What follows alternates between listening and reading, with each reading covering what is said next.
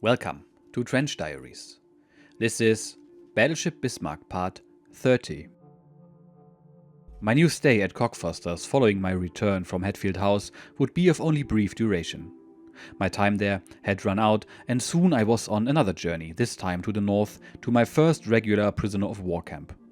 This was camp number 15, Shapwell's house, near Penrith, Cumberland, a camp allocated solely to the reception of captured German officers.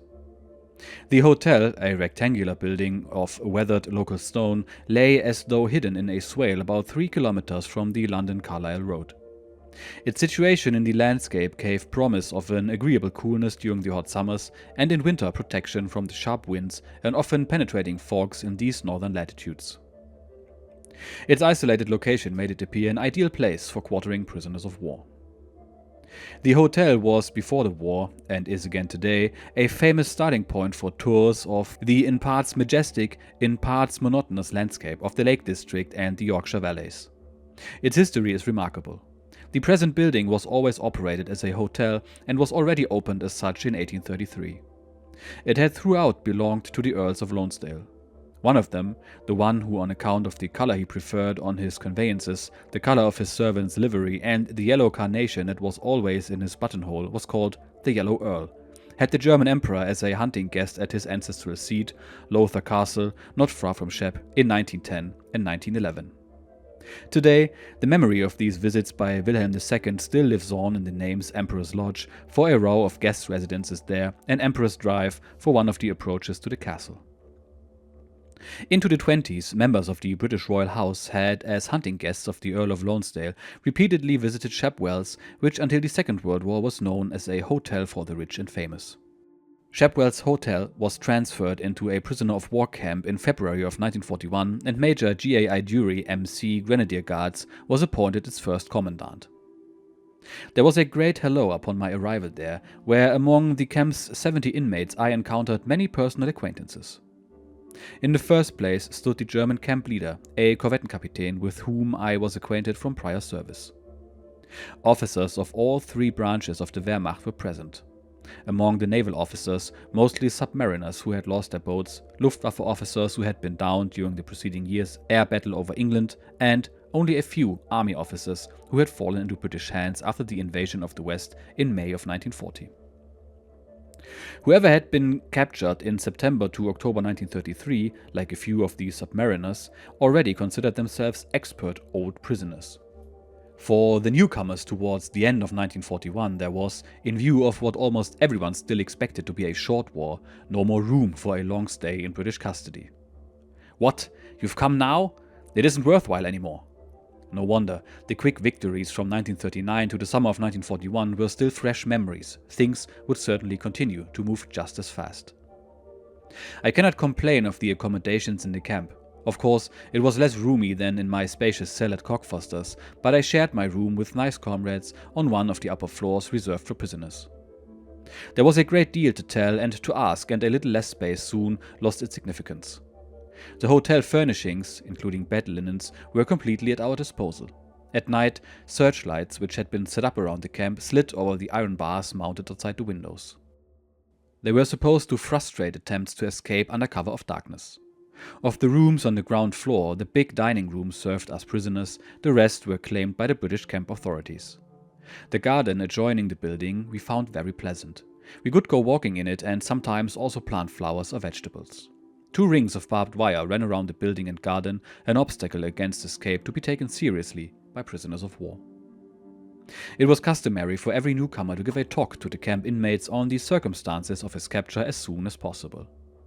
Naturally, mine concerned the action and end of Battleship Bismarck.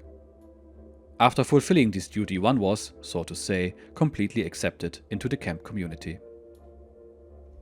The prisoner's daily life was determined by an unvarying uniformity. The external discipline followed a fixed schedule. Wake up, to the roll call that ascertained we were all present, mealtimes, in the evening, lights out. Variations in our existence came about mainly through the occasional arrival of new ones, the coming and going of the seasons, and the impressions of political and military changes in the world. Soon it became a crucial question of keeping ourselves physically and mentally fit for an indefinite period. At Shap Wells, praise God, we had the freedom to do both in sufficient measure. Of our food, always a sensitive point, I personally had no complaints. If in quantity it often seemed scanty, it was still adequate and of good quality. Time and again, however, comrades suffered from serious indigestion, apparently a result of the fact that the cooks, formerly assistant cooks from U-boat crews, were not completely the masters of their craft. These cooks had to process, altogether on their own, the raw materials the British provided, which corresponded to the rations of second-line British troops. But the kitchen's performance never became optimal, and the shortcomings in food preparation did not cease.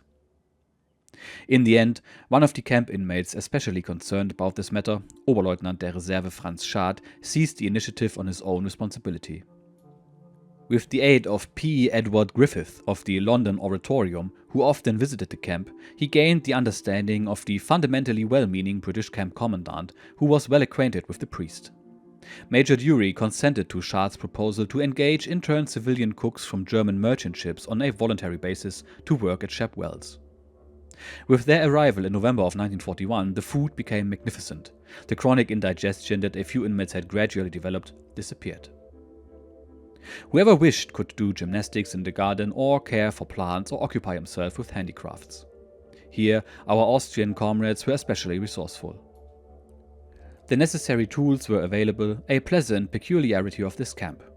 Those interested could borrow saws, files, hammers, drill, etc. from the hotel's supply, and these objects were issued against a receipt and had to be returned by 1600 hours at the latest. Strictly for hobby use was understood. In fact, no misuse became known, which would have brought their practice to an early end. Physically bracing walks outside the camp were also possible. Major Dury, a well-meaning and good man as we have already seen, a school director before the war, had no objection to this. The participants must, of course, he emphasized to the German camp leader, give their word of honor not to attempt to escape while outside the camp.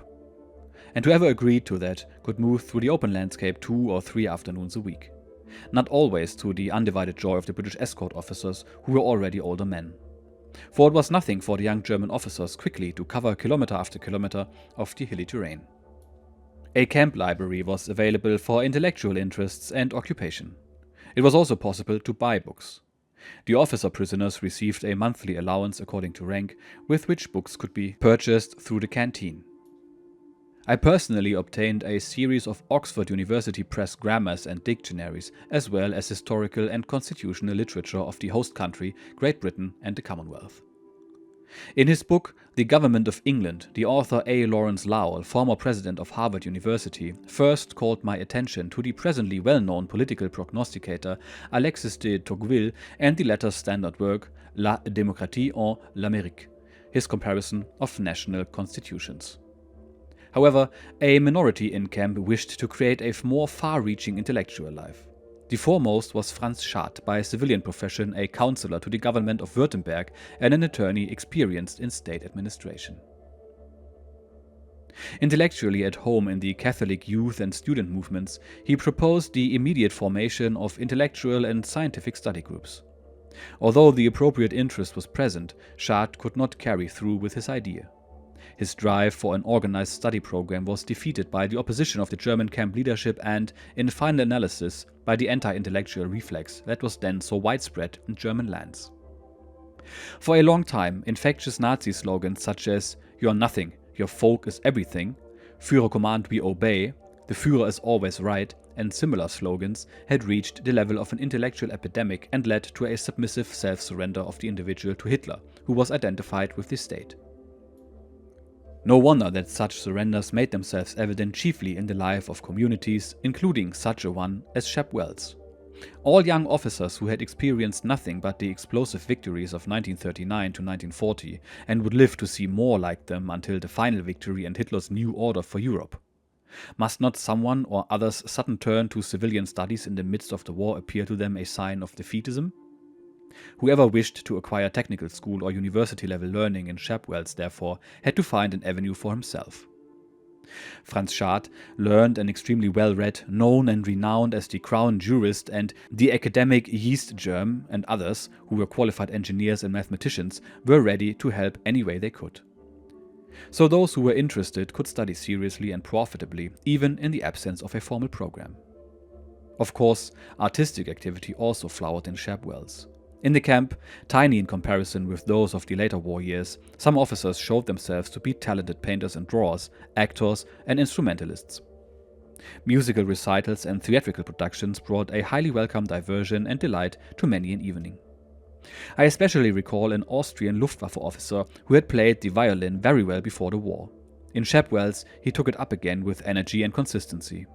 Soon, he regained all the ground that he obviously had mastered before. Later, in the big camps in Canada, he became the concertmaster and celebrated soloist of the symphonic orchestras organized there. It is also worthy of grateful note that throughout the years of captivity he gave coaching in the violin to those who requested his assistance. It is almost superfluous to say how important the opportunity of maintaining contact with relatives at home was to the prisoners. Every month the officers were allowed 3 letters of 24 lines each and 4 postcards of 7 lines on paper that had been treated to frustrate the use of invisible ink. The censors on both sides deleted the passages they found objectionable with black ink. For the most part, this postal system worked. Naturally, every now and again wartime conditions led to great delays in delivery. There was scarcely a German prisoner of war camp that over the course of the years did not have its breakers out. And Shap Wells was no exception. It was November of 1941 when 2 young Luftwaffe officers, Karl Wappler and Heinz Schnabel, decided to break out.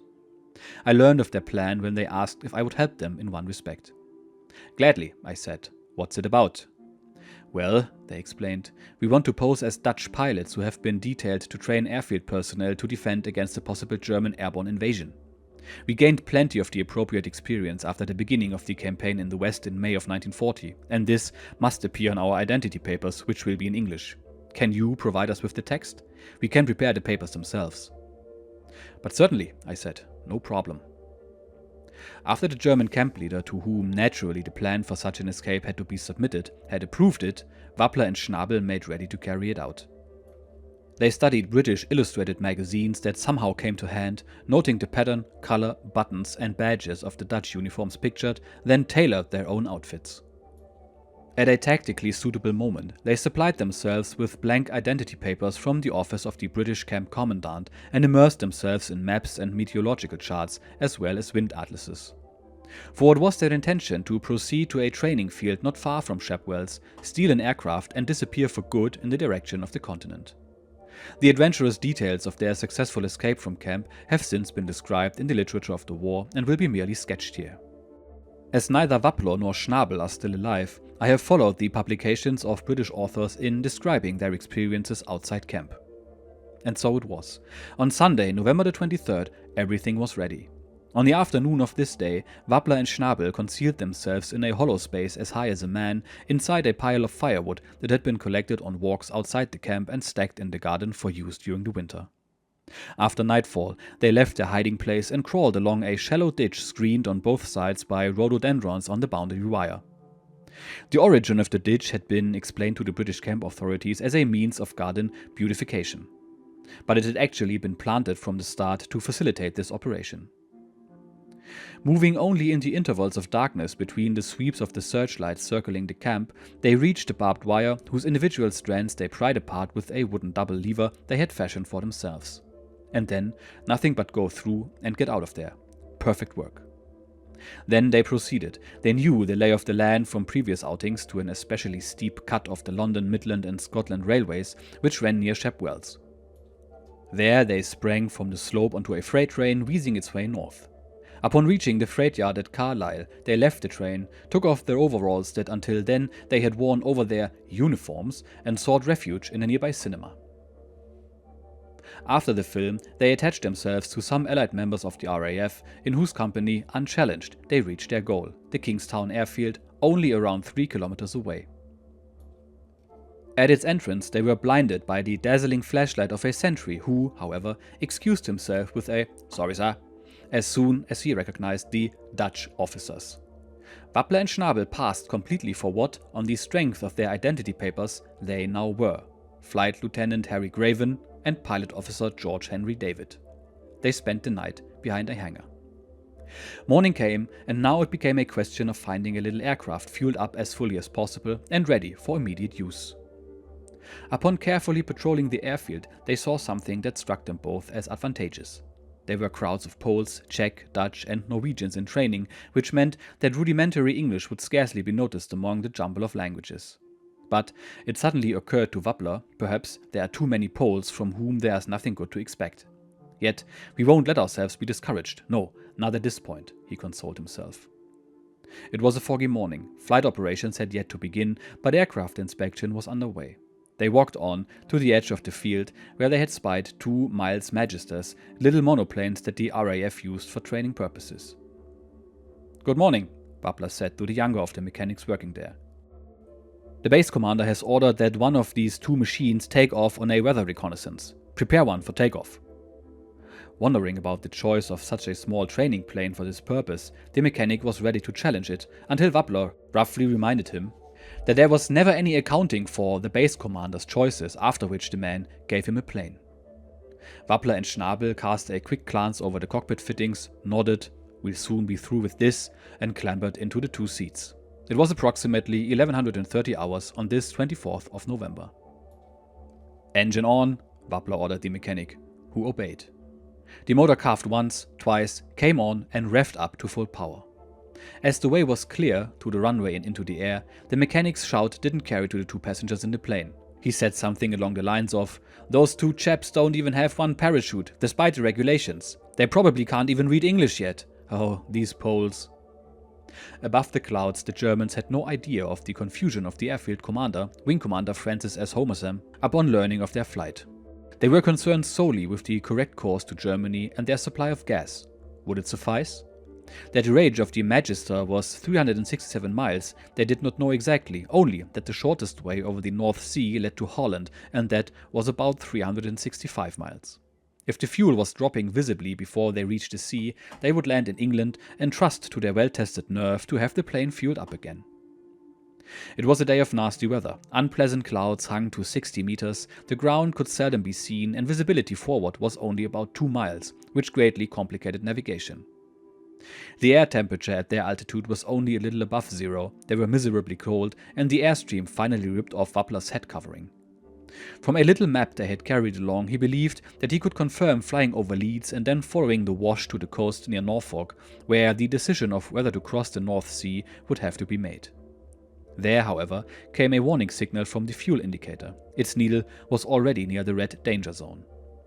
And so it would have been sheer suicide to begin the crossing now without any life-preserving equipment on board in case they had to ditch in the sea. After only a few minutes over the water, they decided to turn back to England and make an emergency landing somewhere with the aim of refueling.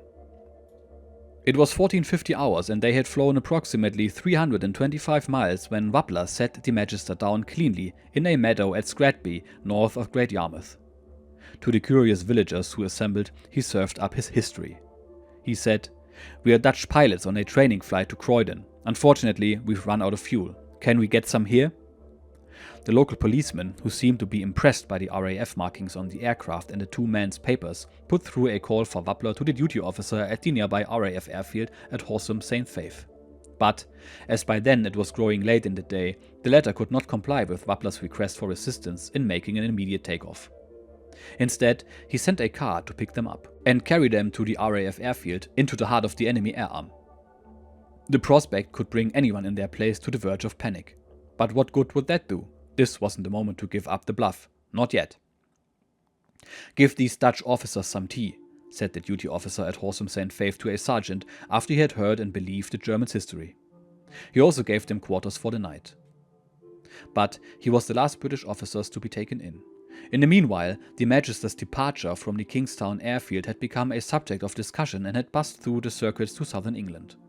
And Wappler and Schnabel's hot bath was ended prematurely when a group of officers armed with pistols entered their room and the airfield commander, Group Captain James Andy Anderson, OBE, said in a friendly manner, "I am sorry, gentlemen, you deserved better luck. We shall have dinner together, but after that I shall have to hand you over to the POW authorities." Indeed, there was no help for it now. Wappler and Schnabel had to own up to their identities. The military police brought them back to Shap Wells, where they were sentenced to 28 days confinement, the standard penalty for attempted escapes. "One really has to take off one's hat to them," Major Dury said privately. "I really regret having to lock them up." And, like him, the British public was impressed by the pair's audacity and cold-blooded nerve. Admiration for their imagination and courage appeared in the press. Wappler and Schnabel's undertaking may be counted among the coolest and most imaginative attempted escapes by German prisoners of war in the Second World War. And time for the after-action report. Again, we have learned many different things about life as a POW in Britain. Looking back, I think it was much preferable to being shot at by 16-inch guns from HMS Rodney and then floating in the cold water, waiting to be rescued. One has to commend the British for the courtesy that they offered to their enemies. And we also learned about the great escape by Schnabel and Wappler. Well, escape attempt at least. Still, this was very brazen and shows once more, if you look like you belong, people will just assume that you do and leave you alone. Unfortunately, I couldn't find out too many things about them, only that Wappler was from Saxony and that Schnabel was an ace before being a prisoner of war. They both were transferred to Canada as the war progressed, and then their trail ends. So, thank you for watching, and I will see you next time. Cheers and bye bye.